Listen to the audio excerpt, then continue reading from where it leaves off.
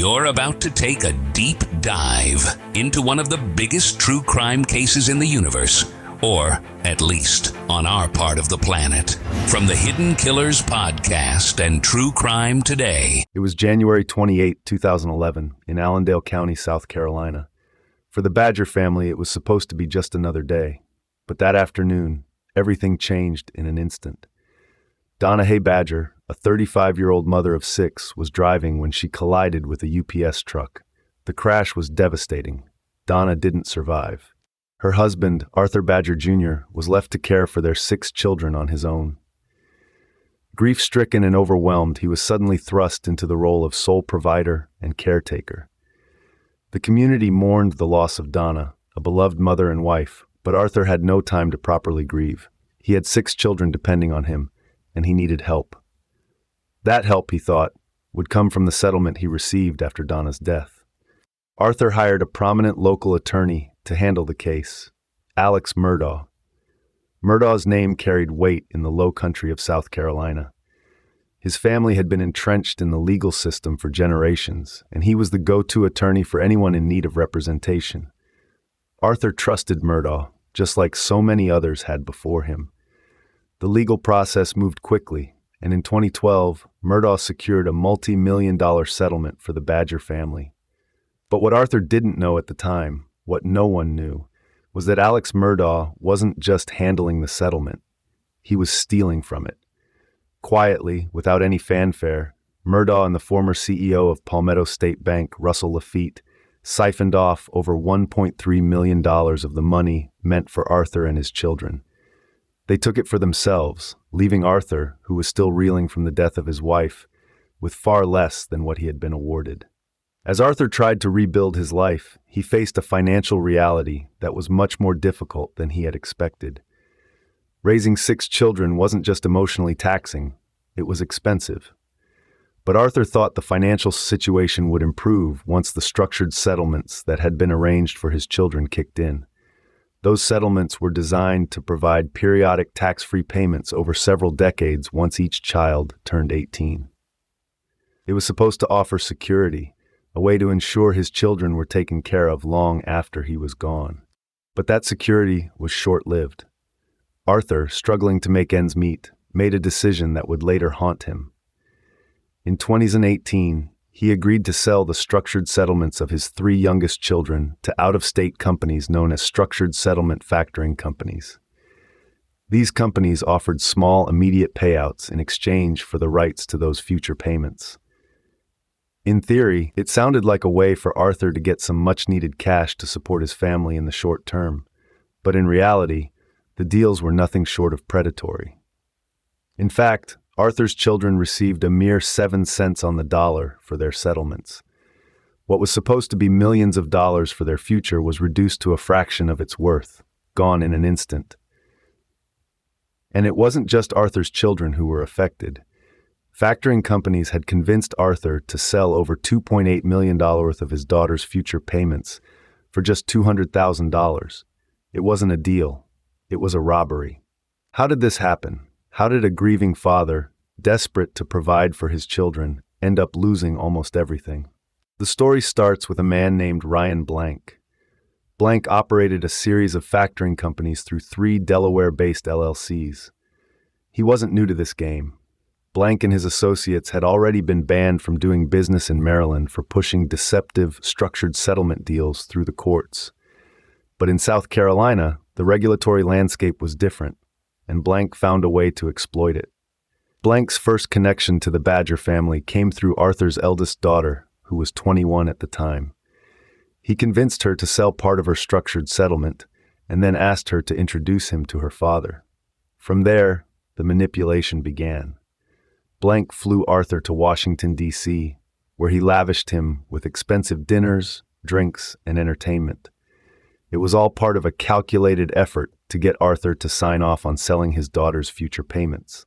The deals were pushed through the courts with minimal oversight. In fact, the part-time judge who approved the deals had a track record of never denying these types of transactions. The deals were stamped, signed, and sealed, and before long, Blank and his companies had secured millions of dollars in future payments, all for pennies on the dollar. But Blank wasn't working alone. Local attorneys were involved in making these deals happen, and some of them had serious conflicts of interest.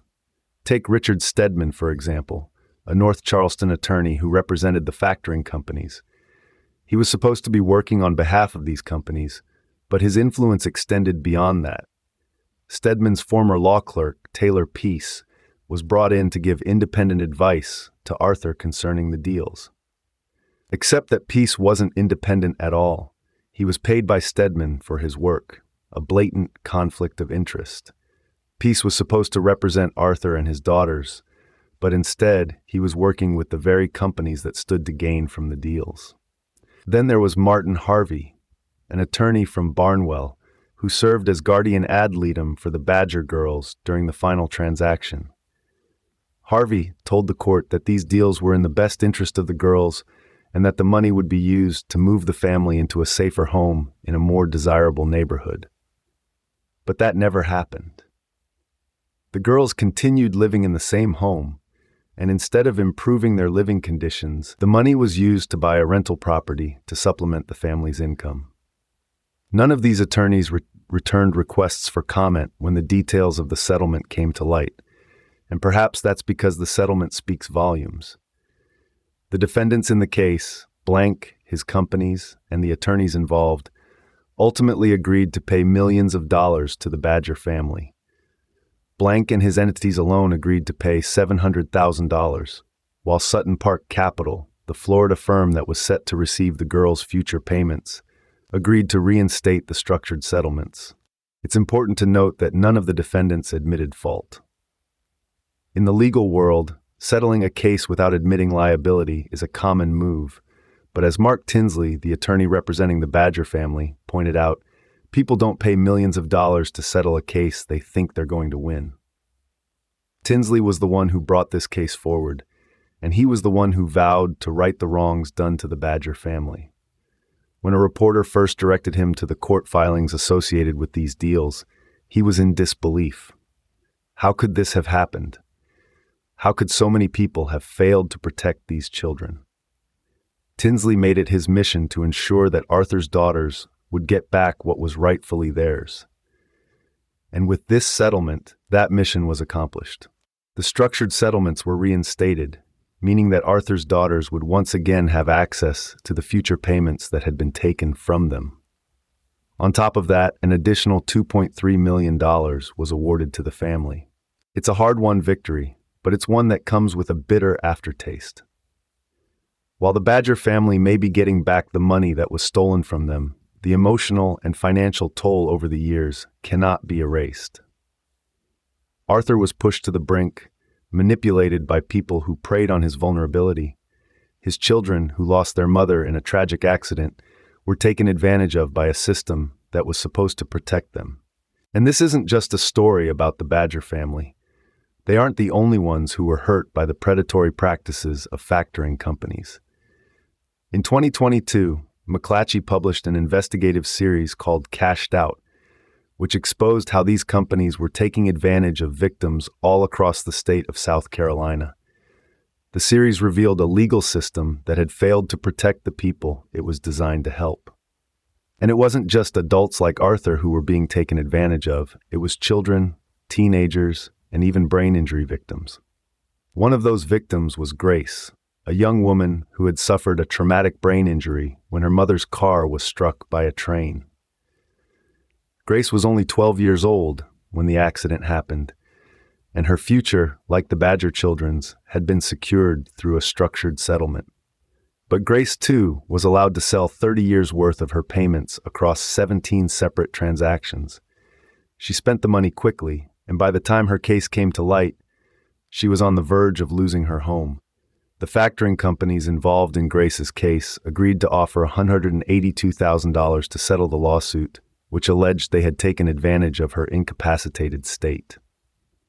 For Sue Berkowitz, director of the South Carolina Appleseed Legal Justice Center, these stories are all too familiar.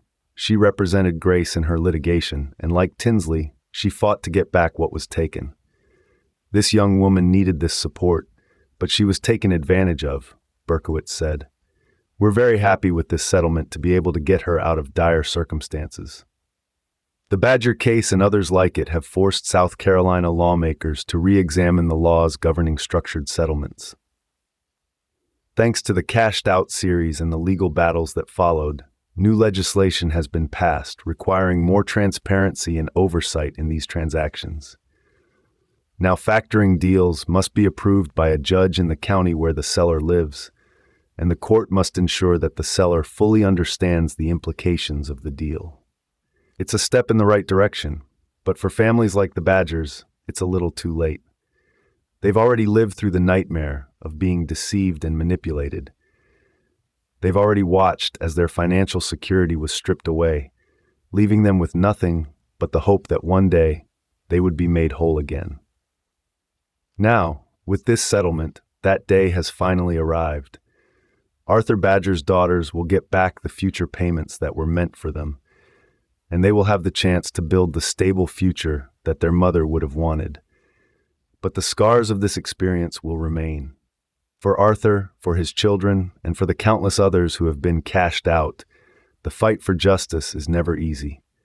But in the end, it's the only fight worth winning. In a world where the darkest secrets lie just beneath the surface, They said it was an accident, but the evidence says otherwise. where hidden killers roam unnoticed in the shadows, I think you would definitely be looking at a blend of toxic, very bad narcissistic personality traits, and they will be vengeful and possibly resort to violence. join Tony Bruschi as he uncovers the truth behind the most chilling cases. They said it was an accident, but the evidence clearly says otherwise. Each episode, we dig deep into the minds of those who commit the unthinkable. To your point on narcissism, he thinks in his own mind how witty he is. Yeah. But he lost that jury. I was done with him in 2 minutes. From unsolved mysteries to infamous crimes. Geez, you've just talked about how you've taught yourself how to do everything under the sun.